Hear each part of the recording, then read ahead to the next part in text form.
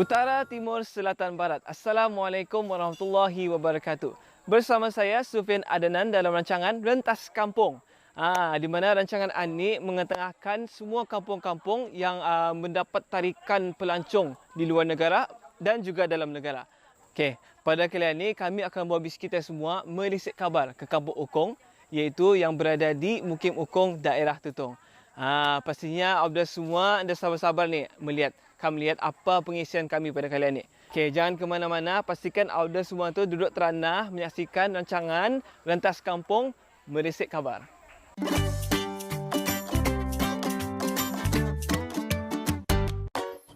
Kampung Ukong ialah sebuah kampung di bahagian tengah daerah Tutong, Brunei, kira-kira 21 km dari Pekan Tutong. Ia merupakan salah sebuah kampung di bawah tarahan Mukim Ukong. Tanggungjawab Ketua Kampung juga merangkumi Kampung Pangkalan Dong, Kampung Pangkalan Raan, Kampung Pak Bidang dan Kampung Sungai Damit Pemadang, yang mana jumlah keluasan ialah 26 km persegi. Keramaian penduduk Kampung Ukong telah mencecah 1,400 orang yang menetap dan bermastautin di Kampung Ukong, daerah Tutong. Alhamdulillah, dalam kesempatan ini juga saya berpeluang untuk menemu ramah Ketua Kampung Ukong, iaitu Tuan Muhammad Hakimi. Apa khabar Tuan? Alhamdulillah, sihat walafiat. Di sini saya akan mengajukan beberapa soalan kepada Tuan Hakimi mengenai kampungan ni. Okay, boleh kita kongsikan antara kemajuan dan infrastruktur yang ada di kampung Tuan ini? Alhamdulillah, bagi Kampung Ukong pada masa ini memang tidak ketinggalan dengan kampung-kampung yang lain, di mana seperti di pedalaman, di mana Kampung Ukong pada masa ini mempunyai jalan raya, pembekalan air bersih, listrik, dan tidak lupa juga biganan jalur riba mulai telefon ya. Inilah kemajuan yang terdapat di Kampung Ukong daripada dulu sampai sekarang. Okey, soalan seterusnya Tuan. Kemudahan yang disediakan di kampung ini untuk kemudahan penduduk kampung. Kami di Kampung Ukong ini hanya terdapat sekolah, dan sekolah ini digunakan dari sisi pagi dan petang, iaitu sekolah agama, dan sisi pagi bagi sekolah rendah. Okey, soalan seterusnya Tuan. Apakah antara produk kampung yang terdapat di Kampung Ukong ini? Kalau dulu tahun 60-an itu di Kampung Ukong ini memang popular dengan mbuyat mbuyat yang diusahakan oleh penduduk kampung secara bersendirian. Oleh sebab pun dari mengikut kemudahan perubahan masa, produk-produk kampung itu bikin banyaklah pada di Kampung Ukong ini. Seperti mana kalau dari segi makanan memang ada jenis-jenis makanan yang dululah yang di Kampung Ukong ini seperti penjaram, banyak lagi wajit Kampung Ukong. Tapi antara dua perkara ini tidak dapat dimajukan oleh pihak Kampung Ukong sendiri. Tinggal yang masih lagi kekal di Kampung Ukong adalah sagu. Seperti mana yang kita ni tahu Tuan, di mana-mana kampung pun ada lokasi-lokasinya yang specialnya orang. Jadinya tempat atau lokasi yang menarik di Kampung Ukong ini yang untuk membuat aktiviti ataupun riadah di mana tu Tuan? Alhamdulillah, pada tahun 2020 itu disebabkan masa Covid, orang kampung ini pun dah dapat keluar negeri. Alhamdulillah, tindakan dari pihak orang-orang kampung telah dapat memajukan tempat-tempat riadah, seperti mana yang dari pagi tadi mengadakan kunjungan ke Nong Kajang. Dan selepas ini nanti insyaAllah tadi akan juga ada di Pok Belaban. Dan dua tempat inilah boleh dimajukan bagi pelancongan ataupun untuk membuat persembahan kepada penduduk kampung bagi pelancong-pelancong yang akan menghadiri ke Kampung Ukong. Okey, soalan terakhir Tuan. Jadinya apakah harapan Tuan sebagai ketua kampung untuk Kampung Ukong ini dan juga pelancong-pelancong yang akan datang kemarin ini?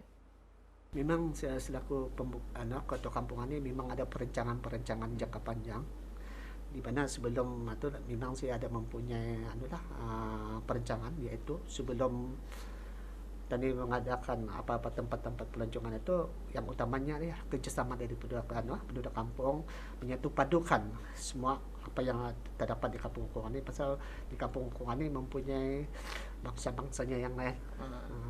Islam, beragama Islam, dusun, Iban, dan ada juga yang dari luar negara lah. Jadinya terima kasih kepada Tuan Hakimi kerana sudah mengongsikan info-info mengenai Kampung Ukong ini. Jadinya harap auda di rumah sana dapat lagi mengetahuilah mengenai Kampung Ukong ini, dan harap-harap semua yang menonton ini dapat datang ke Kampung Ukong ini dan mencuba sendiri apa yang specialnya di kampung ini. Setiba sahaja kami di Kampung Ukong ini, kami membuat tinjauan ke syarikat pengeluaran air semula jadi, iaitu Artesian Fresh Sendirian Berhad. Artesian Fresh Sendirian Berhad ditubuhkan pada tahun 2005 dan mula beroperasi pada tahun 2012. Loji yang lengkap terletak di Bukit Guayan di daerah Tutong, di mana sumber air artesian ditemui. Setelah memasuki kawasan produksi mata air semula jadi, Artesian Fresh ini telah membuka mata saya dan merupakan satu peluang pertama kali buat saya. Dengan anugerah khazanah alam semula jadi bagi negara Brunei Darussalam, kini ia juga dapat dimanfaatkan oleh penduduk kita sendiri. Lebih-lebih lagi, belia Ketani juga berkecimpung dalam bidang produksi mata air semula jadi ini. Seperti yang dijelaskan oleh Liana, salah seorang pekerja di syarikat ini, sumber Artesian Fresh Water ini ialah dari air bawah tanah yang terletak di dalam loji sumber kompaun. Air diproses melalui teknik penapisan semula jadi yang halus yang disebabkan dengan melakukan perjalanan pada tekanan tinggi melalui katil batu berliang, mengambil nutrien yang bermanfaat di sepanjang jalan. Air secara semula jadi mengandungi mineral berguna seperti kalsium, magnesium, kalium, natrium dan bikarbonat. Air ditapis melalui mekanikal penapisan dan dibasmi kuman dengan ozon. Tiada bahan kimia ataupun pengawet ditambah dalam mana-mana peringkat penapisan dan pengeluaran. Kilang ini disahkan halal oleh Kementerian Hal Ehwal Agama Brunei Darussalam dan juga disahkan dengan GMP dan HACCP pensijilan oleh Biro Veritas untuk memastikan keselamatan makanan dan langkah-langkah kawalan kualiti yang berkesan diamalkan. Air mineral segar artesian, air botol kaya dengan mineral yang berguna. Alam water, air pH tinggi secara semula jadi kaya dengan mineral berguna. Kami juga melakukan pembotolan untuk pelanggan dengan label mereka sendiri. Saiz botol air mineral boleh didapati dari 340 ml, 600 ml, 700 ml, 1200 ml, 1500 ml, 5 liter dan 5 gallon. Untuk mendapatkan produk air Artesian Fresh ini, boleh menghubungi talian 673 7300 588 atau melalui email bruneialamwater@gmail.com, Facebook Alam Water Brunei ataupun Instagram Brunei Alam Water. Seterusnya kami singgah ke tapak sawah padi yang terletak di kawasan sawah persendirian Kampung Ukong di sepanjang jalan Kampung Ukong. Dengan suasana perkampungan yang sungguh damai, tenang dan pemandangan hijau, mampu membuat kita tenang. Seluas 0.4 hektar sawah padi jenis sembada yang diusahakan oleh Awang Tumpul bin Yatat selepas beliau menamatkan perkhidmatan dengan Angkatan Tentera Diraja Brunei. Setelah kami melawat kawasan padi, kami meneruskan perjalanan kami ke kawasan perladangan berkelompok Nok Tunoh, Kampung Ukong.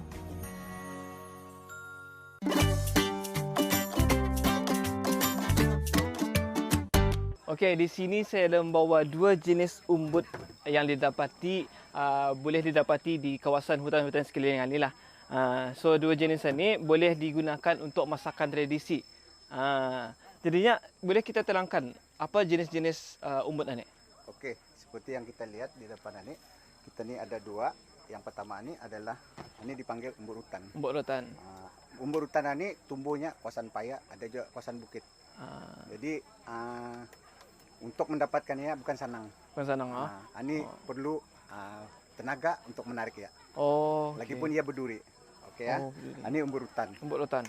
Umbut rutan ini banyak gunanya. Kadang masakannya pun macam-macam. Boleh kita ni masak sup, Sayur boleh tumis. sayur. Oh. Kalau mau nyaman kita ni gunakan udang karing ataupun udang hidup. Oh, okey. Macam-macam. Mesti macam-macam masakannya lah. Masak sambal. Oh, okey. Okey. Ya, dan ini Yang ni? kita dipanggil umbut lubak. Umbut lubak. Okey, umbut lubak ini sebenarnya tumbuhan liar. Dia berasal dari hutan lah. Jadi orang dulu-dulunya sudah jumpa buahnya, dorang bawa keluar.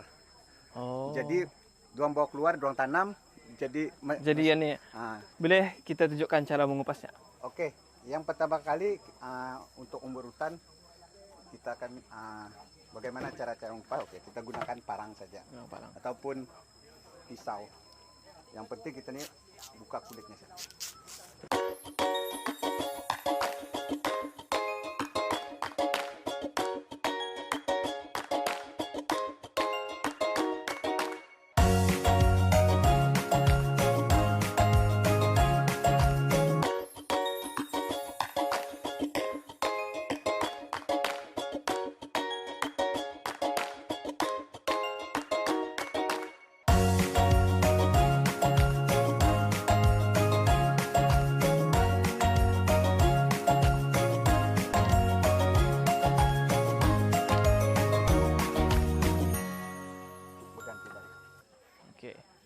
Inilah sudah proses lepas mengupas semua umbut itu. Jom. Ini boleh tani rabus terus ni. Tani rabus boleh jadi masakan tradisi yang ada di kampung Ungkong ni. Jadi.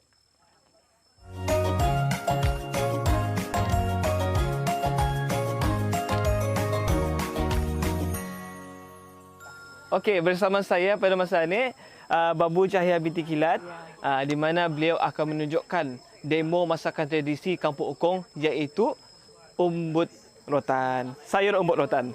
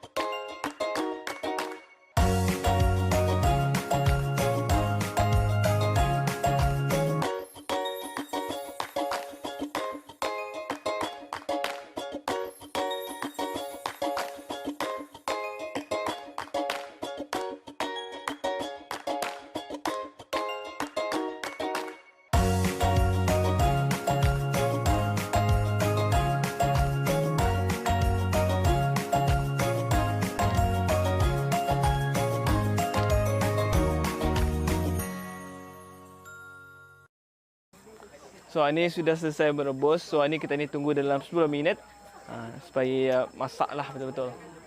Okay, nampaknya ni sudah masak .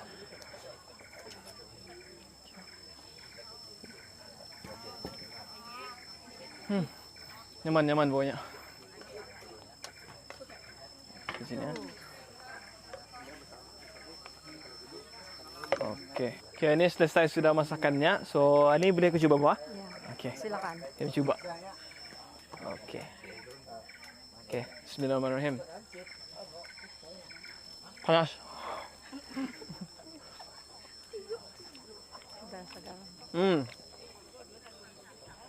Nyaman. Ni orang cukup rasalah dia punya garam, campur garam tadi tu sama Ajinomotonya tu. Udah, jadinya itulah tadi demo masakan tradisi Kampung Ungkong tu, iaitu umbut rotan. Pengalaman yang tidak dapat dilupakan semasa merisik khabar di Kampung Ungkong ini ialah penduduk kampung yang begitu riang ceria bergotong royong sesama mereka. Kaum lelaki ditugaskan untuk pergi ke hutan mendapatkan umbut dan kaum perempuan pula ditugaskan untuk memasak umbut tersebut. Masakan sayur umbut rotan ini memang tidak pernah saya rasa sebelum ini. Menyebut namanya pun agak susah diingati. Tapi saya sangat beruntung kerana mendapat peluang untuk melihat bagaimana bentuk umbut rotan dan juga bagaimana cara-cara untuk memasaknya. Ahli-ahli Majlis Perlindungan Kampung Ukung juga tidak melepaskan peluang untuk memperlihatkan seni tradisi mereka. Dengan iringan irama gulintangan, persembahan seni bela diri seperti silat dan kuntau dipersembahkan di hadapan kami. Dapat dilihat persembahan dari penglibatan anak muda, belia dan kanak-kanak di bawah umur 10 tahun begitu menarik sekali dengan persembahan yang cukup sempurna. Persembahan di kawasan lapang peladang berkelompok Noktuno itu dimulakan dengan persembahan seni bela diri iaitu silat yang diketuai oleh Haji Muhammad Radin bin Abdullah. Kumpulannya yang terdiri daripada kanak-kanak lelaki remaja dan belia cukup memberikan semangat. Dan diteruskan lagi dengan persembahan kuntau oleh beliau. Tarian tradisi Puak Dusun juga turut dipersembahkan dan ia merupakan satu pengalaman pertama saya melihat persembahan tarian tradisi Temarok dan Ancayau. Okey, sekarang saya berada di kawasan pertanian Kampung Ukung di mana saya akan menyaksikan persembahan tarian Ancayau di mana ianya adalah tarian tradisi Puak Dusun. So lepas ini saya tidak akan melepaskan peluang untuk mencuba menari sama diorang. Tarian Ancayau ialah daripada perkataan Ancayau. Ancayau ialah nama sebuah tarian rakyat yang berasal daripada Puak Dusun.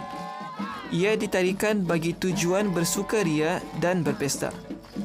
Gaya tarian ini menggambarkan pergerakan berburu dan penarinya memakai pakaian khas iaitu daripada kulit kayu timbaran, sementara dasar daripada jenis batik atau tenunan. Peralatan penting bagi mengiringi tarian ini ialah angkiring yang berupa sebatang rotan yang runcing di hujungnya berukuran panjang sedepa dan pada hujung rotan ini dipasangkan giring-giring daripada tembaga bertujuan untuk mengeluarkan bunyi. Alatan lain ialah khalid iaitu sebuah perisai yang diperbuat daripada kayu. Penari utama akan memegang angkiring dan khalid serta memakai selampai yang ditenun. Sementara penari pengiring yang memegang sebatang payung akan mengiringi penari utama di sepanjang perburuan itu. Muzik yang mengiringi tarian ini ialah irama gendang ibang-ibang.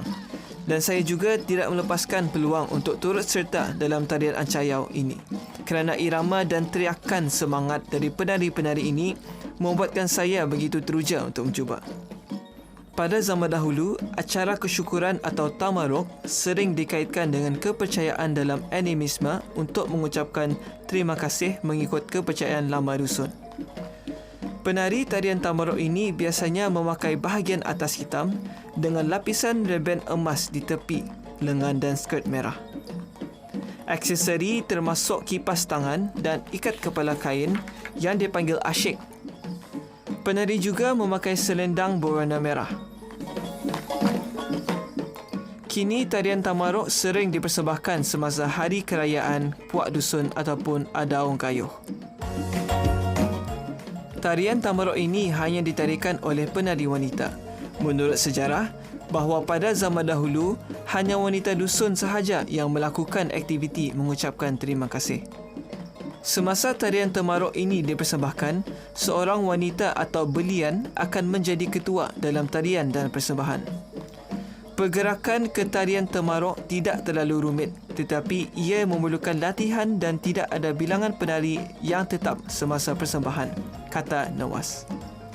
Antara alat muzik yang dimainkan untuk mengiringi tarian ini ialah dombak, canang, guling tangan, gandang dan gong.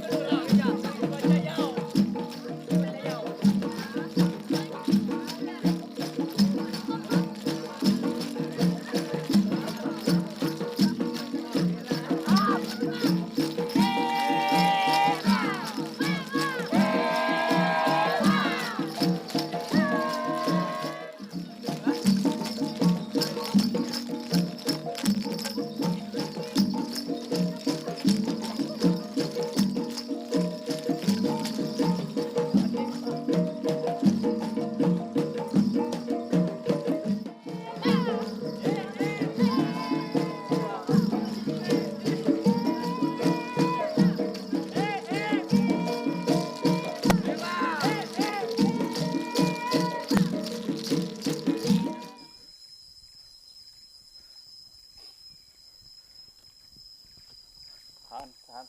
Kiri. Kanan. Okey, pada segmen terakhir ini saya berada di Trail Non Kajang Kampung Ukong. Siapa saja yang berminat untuk hiking ke apa, adventure apa tu, inilah tempatnya.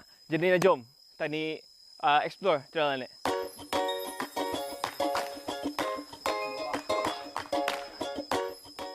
Kami memulakan perjalanan kami mendaki Trail Non Kajang ini bersama dengan ahli MPK Kampung Ukong. Alhamdulillah, keadaan cuaca juga sangat mengizinkan untuk kami meneruskan cabaran mendaki bukit ini buat pertama kalinya. Melihat papan tanda peta trek sebelum memasuki trail dapat dilihat sebanyak 25 CP ataupun checkpoint dengan bentuk atau keadaan tempat yang berbukit-bukit dengan kejauhan 4.8 km. Sebetulnya, trek ini terdapat 3 pilihan iaitu full track, jalan pintas, jalan menuju Bukit Semaun atau menuju ke Sungai Iban atau Sungai Bang Duran.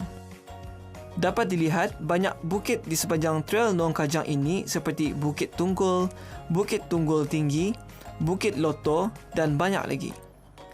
Bayangkan di setiap checkpoint itulah diberikan gelaran untuk nama bukit. Perjalanan kami teruskan hingga menuju ke CP2 iaitu Bukit Tunggul merupakan satu cabaran yang sangat mencabar. Bukan disebabkan keadaan jalan yang berliku-liku, tetapi disebabkan laluan menuju ke CP2 sangat tajam dan curam.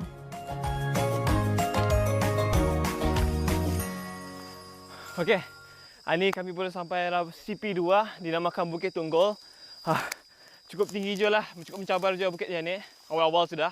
Jadi jom kita explore lagi.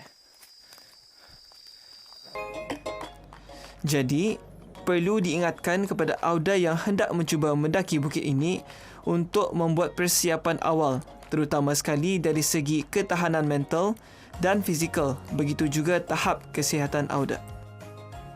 Memandangkan masa yang terhad untuk kami berada di kawasan ini, kami hanya mengikuti jalan pintas menuju ke Bukit Sampiang. Okey, ini kami baru sampai di Bukit Sampiang. Kenapa yang dinamakan Bukit Sampiang itu? Pasal pohon-pohon di sini ni namanya sampiang. Pohon sampiang lah orang. Selain dari itu, ni juga tempat pit stopnya orang, tempat orang berehat.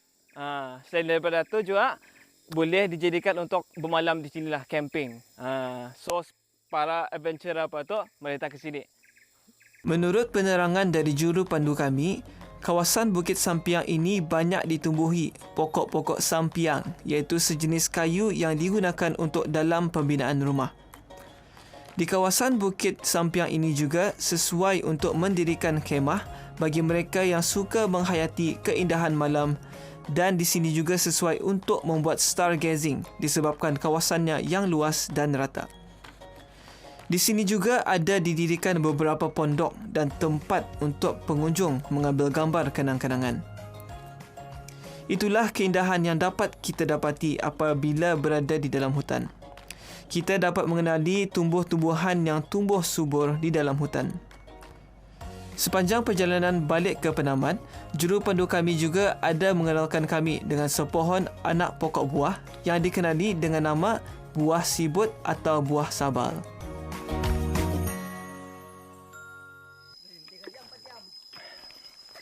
Dia baru exit yang kedua kan, bukit yang kedua. Oh. Ada 24. Oh. Okey, alhamdulillah selesai sudah ekspedisi kami di Trail Non Kajang Kampung Ukong ini. Agak mencabar je lah di sini ni ya. Tinggi-tinggi bukitnya. Jadinya siapa-siapa para hikers atau yang berminat untuk kemari, malita. Challenging berhabis di sini ni. Jadinya dong jara tu ada mengikut lagi. Tani jumpa lagi.